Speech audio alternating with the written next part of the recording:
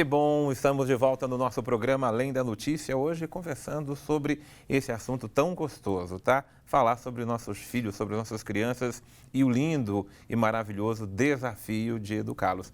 Eu jamais gosto de ouvir alguém falar que crianças são problemas, ou educar nossas crianças são problemas. Jamais. Nossas crianças são nossas bênçãos, alegria para o nosso coração. Agora, tudo que é bom na vida exige desafios, né? E nós temos um desafio muito grande, que é o desafio de educar os nossos filhos. No bloco anterior, nós começamos a falar sobre essa questão muito importante, que é a questão emocional, né, das nossas crianças. E foi justamente você, Marlon, que falou que os nossos pais não lidavam antes com essa questão emocional, né? É algo que hoje está sendo muito mais visto, trabalhado, e eu creio que é muito importante, até porque as emoções estão vindo mais à flor da pele nos dias de hoje, né? Que caminhos é que vocês, ou a partir de você, Marlon, indica para nós trabalharmos essa questão emocional nas crianças? Acho que um grande desafio para nós como pais no dia a dia, principalmente no estresse, no cansaço, nas grandes responsabilidades que a gente tem, é conseguir separar o comportamento da emoção, do sentimento. Que a emoção, o sentimento, a gente não corrige, a gente não pune. Sentimento a gente acolhe, a gente nomeia, a gente redireciona. O sentimento tem que se tratar de forma plena. O sentimento vem e vai, o sentimento faz parte da gente. A gente não tem controle do que a gente vai sentir. Diferencia um comportamento de um sentimento, para a pessoa que está em casa nos entender melhor. Que, por exemplo, uma criança ela pode estar te desafiando. Certo. E esse é um comportamento ruim. Mas por trás desse comportamento, ela pode estar só com saudade. Ela pode estar triste porque teve um dia cansativo na escola. Certo. Ela pode estar chateada, frustrada por um não que você falou alguns minutos atrás. Né? Você tem que corrigir o comportamento sem reprimir o sentimento. Sem reprimir o sentimento. Que é importante. E muitas vezes, acolhendo o sentimento, o comportamento se desfaz. Porque a criança só está externando algo que está ali dentro dela. Certo. Agora, Fernanda, eu vejo que muitos pais têm dificuldade de captar o sentimento dos seus filhos. Por quê? Porque os pais também estão muito ocupados, atarefados? Tem isso também, o dia a dia é muito corrido, trabalho, questão, né, demanda de casa, cuidar da criança, mas também os pais não sabem lidar com os próprios sentimentos. Os próprios sentimentos. Então, é difícil eu ensinar para o meu filho que está tudo bem eu ficar triste, eu só não posso quebrar o brinquedo, né? Se eu não me permito ficar triste, se o meu filho não me vê ficar triste, então, quando o adulto aprende que tudo bem sentir o que ele sente e nomear isso, ele consegue trazer para o filho dele que é dessa forma, como natural, né? A gente sente, mas a gente cuida do nosso comportamento, né? Como o Marlon falou. Agora, Mayara, às vezes o comportamento vem, aliás, esses sentimentos, né? Vem de uma forma muito extrema. Por exemplo, uma criança manifesta, a violência é um comportamento, na verdade, né? Sim. Mas que vem do sentimento de raiva, não é? E às vezes o pai não sabe lidar com isto, né? Que caminhos que você indica? A paciência, eu acho que é a base fundamental para a educação, né? Se a gente não tem a paciência para educar, para ensinar os limites, né? Que eu nem gosto do nome imposição de limites. Eu acho que a gente ensina limite para as nossas crianças, né? A gente não consegue entender e compreender o que aquela criança quer dizer para a gente, né? Então, acho que são 4 pontos básicos, né? Sim. Que é ter paciência, olhar nos olhos da criança sempre, ter ausência de pressa, né? Que eu acho que é a pressa de ter que fazer, ter que ensinar, ter que mostrar. Essa ausência de pressa é vencer essa ansiedade de... Também, né? E de ter essa cautela de mostrar o que é certo, o que não é, o que é bom, o que é ruim. E também de se colocar no lugar da criança, entender por que aquela criança pode estar sofrendo com uma frustração ou com uma raiva excessiva, ou o que ela pode tentar dizer pra gente naquele momento, né? Enquanto a gente não consegue traduzir, a gente não consegue se colocar no lugar do outro, mesmo sendo uma criança, eu acho que é muito difícil da gente trazer essa compreensão plena. Nossas emoções são coisas inatas, nós viemos desse mundo com as emoções. Sim. O comportamento é adquirido, Sim. não é? E pode ser a partir das emoções. Mas aí, na verdade, eu estou perguntando isso porque, para mim, é uma questão fundamental o exemplo dos pais. Porque nesse processo educativo, muitas vezes os pais querem exigir ou esperar aquilo que eles não dão, né? Marlon, então como é que é esse processo? Eu quero que meu filho seja paciente, mas eu não sou. E aí, esse que é o grande desafio, porque hoje nós precisamos ser educados para ser pai e mãe. Sim. Porque a gente usa os piores comportamentos relacionais com os seres que a gente mais ama, que são os nossos filhos. Sim. Esperando respostas diferentes. Diferentes, né? é. Então a gente valida gritar com a criança, chantagear, ameaçar, mandar ficar sozinha de castigo. Comportamentos que a gente nunca aceitaria que outro ser humano fizesse com a gente. Com a gente. E a gente faz porque a gente literalmente perdeu o controle. Definitivamente o faço o que eu mando, não faço o que eu faço, nunca deu certo e nunca vai dar. Né? Que, aliás, é o pior mau exemplo, né? Nós que nós somos podemos... espelhos para as nossas crianças, né? Então, quanto mais a gente se tem, quanto mais a gente se conhece, mais a gente vai conseguir trazer para elas, né? Para as crianças um pouco mais do que é preciso, né? Eu queria ouvir dos três qual que é a influência, eu tenho recebido de crianças pequenas, eu digo crianças, né? Mas criança de 8, de 9 anos, às vezes aqui nas minhas redes sociais, padre, eu não aguento mais ver meus pais brigarem, eu não aguento mais meus pais gritarem. Como é que vocês veem essa influência do relacionamento dos pais nesse processo de educação das crianças? É uma influência direta. Dificilmente os pais conseguem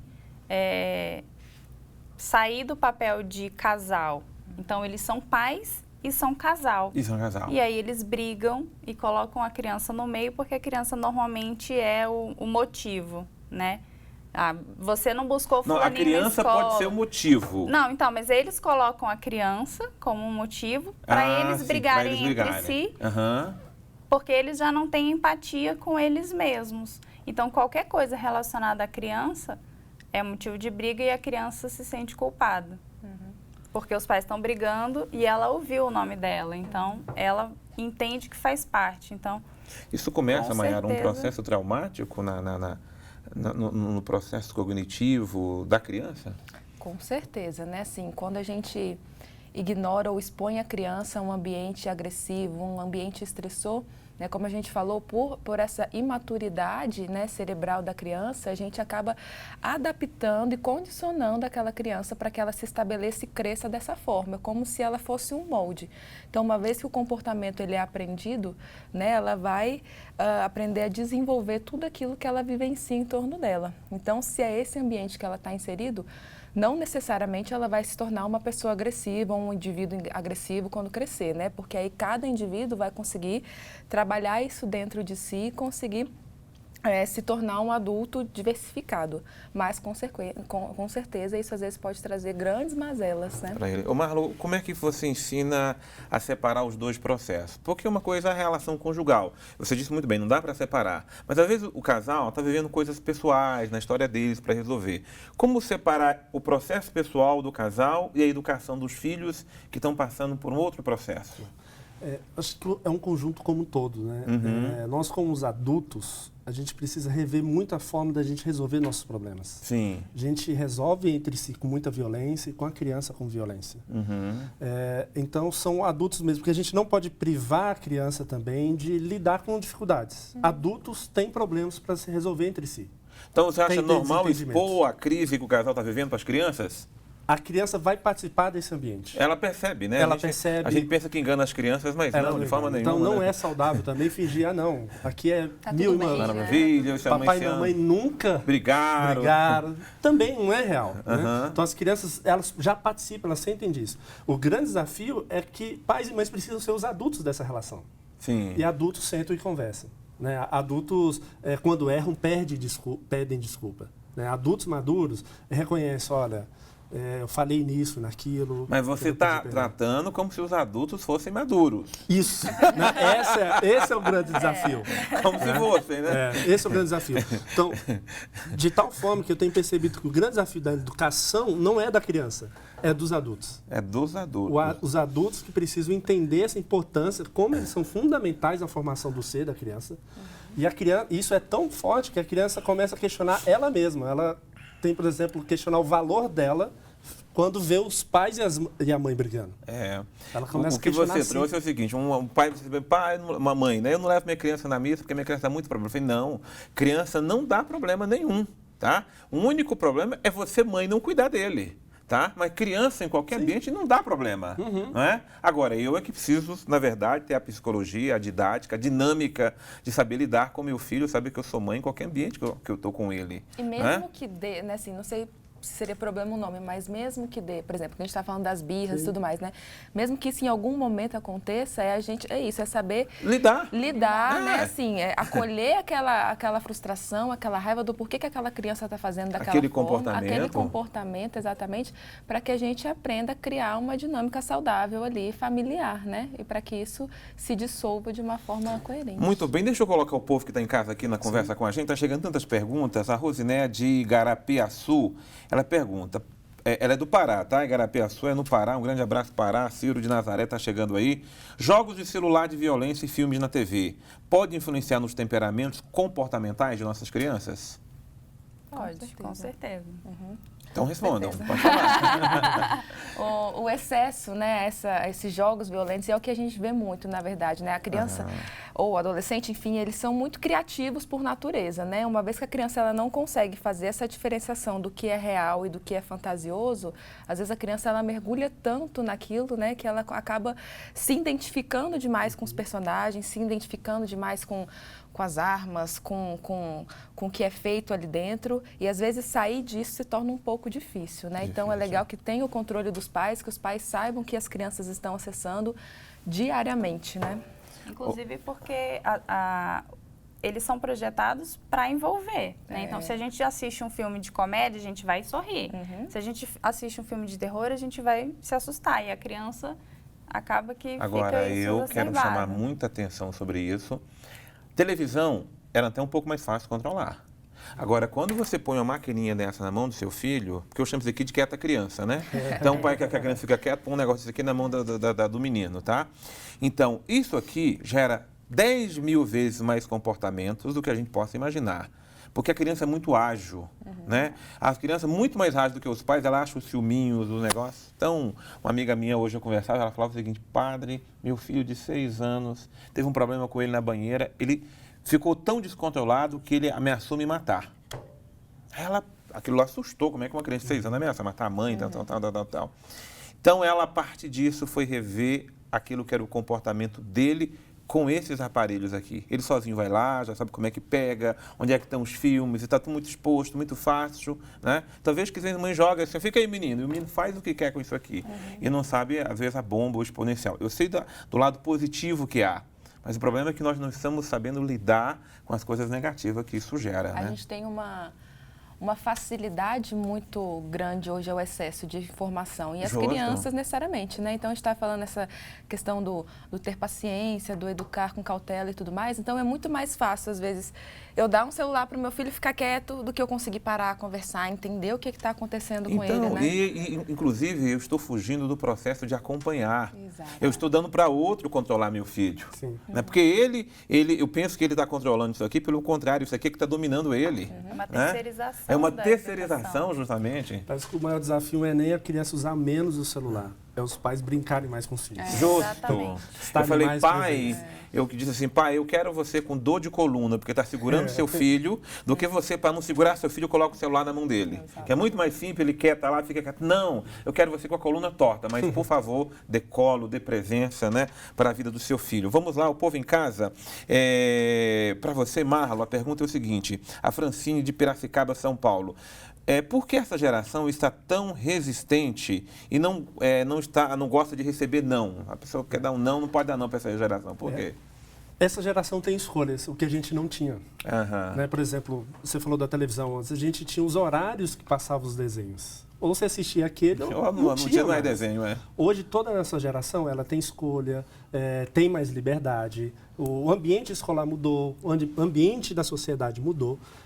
Então, essas crianças têm uma necessidade muito maior de ter voz. Né? E muitas vezes, nós como pais ainda estamos querendo só impor para as crianças e esquecemos de fazer acordos, fazer perguntas, dar escolhas para essas crianças, mesmo que seja uma escolha limitada. 2 opções para a criança escolher. A gente, como ser humano, coopera mais quando a gente se sente participante, envolvido no processo de decisão. E com a criança é da mesma forma. Então, muitas crianças resistem ou não porque estão num ambiente extremamente opressor, onde tem um adulto mandando o tempo inteiro. Faça isso, não possa aquilo. Tem o dia inteiro mandando nessa criança. Ela vai se opor para dizer assim, opa, eu não estou gostando dessa relação. Tá certo. Fernanda, Quem pergunta é a Márcia Andréa Teixeira, lá de Curitiba, Paraná. Como desenvolver nas crianças o gosto pela leitura? A leitura é um hábito, né? Então, provavelmente, se o pai e a mãe leem, se vai dormir, tem aquela rotina do sono, então vamos sentar, deitar na cama, vamos fazer uma leitura desde pequenininho, isso a longo prazo vai fazendo com que a criança adquira esse hábito e esse gosto pela leitura. Que é importante e fundamental. Que é muito importante, mas é difícil que o pai imponha, como o Marlon falou, você tem que ler, que a escola impõe, você tem que ler, e dentro de casa ninguém lê, apenas ela. Então, precisa ser também algo em família, participar da rotina da família também a leitura. Certíssimo. Antes de encerrar, a doutora Maiara, assim que mandaram a pergunta para você, tá? A Ivonete, de Imperatriz do Maranhão, diz o seguinte: olha, o meu netinho de 1 ano e 8 meses passa o tempo todo com o tablet na mão, vendo filminhos infantis. Só para quando dorme para tomar o banho e comer. Isso é prejudicial? Muito. A gente então, tem, quero que você responda ali para a Ivonete, ó. Ivonete, Vovó não querida. faça isso. Por favor, né? Assim, a gente tem hoje comprovações, estudos de que o excesso de telas, principalmente nos 2 primeiros anos da criança, é de extremo prejudicial, né? Onde a gente acaba trazendo prejuízos, às vezes, que são irreversíveis para o cérebro dessa criança. A criança, ela não tem que estar exposta a jogos, ela não tem que estar exposta a telas, a desenhos o tempo todo, né? Ela tem que estar exposta ao brincar, né? Ela tem que estar exposta com a criatividade, com tocar, com desenvolver, com conhecer textura, com os livros, enfim, isso faz parte do que é a infância. Então, a gente precisa resgatar essa infância que um dia fez parte de nós também, para que a gente não fique tão refém dessa nova geração, né? Onde a gente envolve-se o tempo todo com telas, com WhatsApp, com rede social, enfim, né? Nós não somos só isso e as crianças não têm essa necessidade. Isso é aprendido e colocado por nós para as nossas crianças. As nossas crianças, muito bem. Meus convidados, está muito bom conversar com vocês, mas nós precisamos de mais um intervalo, tá? E daqui a pouco nós voltamos para o nosso último bloco. Que pena, viu, gente? Porque é um assunto que nós precisamos conversar com muito mais tempo, com muito mais intensidade. Mas eu vou tentar responder as suas perguntas, vamos para um breve intervalo e voltamos daqui a pouco com você, Além da Notícia.